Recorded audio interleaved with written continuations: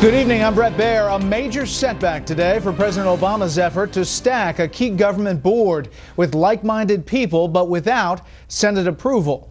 Chief White House correspondent Ed Henry on a federal appeals court saying no to the president over picks for the National Labor Relations Board, a ruling that could have big implications.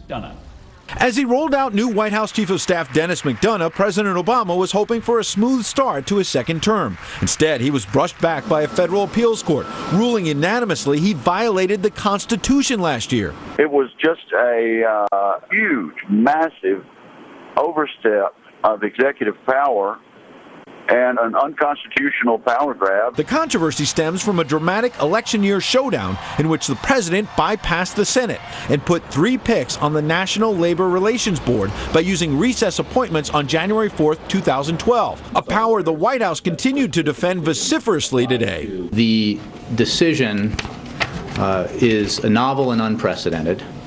It contradicts 150 years of practice by Democratic and Republican administrations. Except Republicans used pro forma sessions to make sure the Senate was not really in recess when the president made those appointments.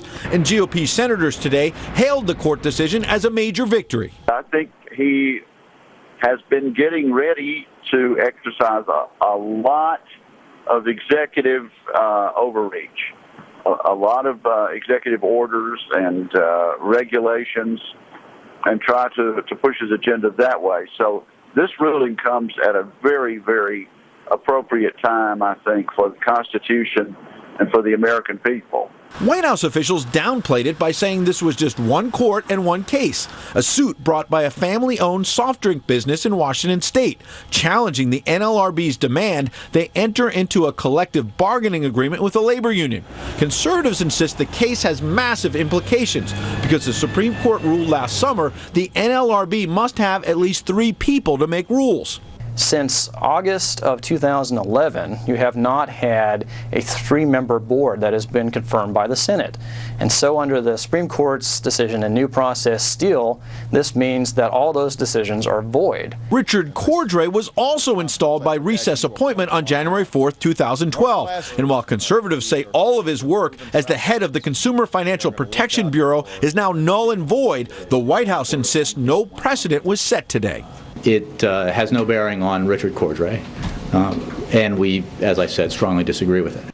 Now, Republicans think the ramifications are massive in terms of the business world because the NLRB has issued over 200 directives and decisions since January of 2012, including expanded powers for unions to get information from employers, also forcing employers to take union dues out of paychecks even if collective bargaining agreements have expired. White House pushes back on all this by saying President George W. Bush used his power far more, 141 times in 8 years, and former Bush aides have also noted the Senate cannot stop this presidential power just by using pro forma sessions. Brett?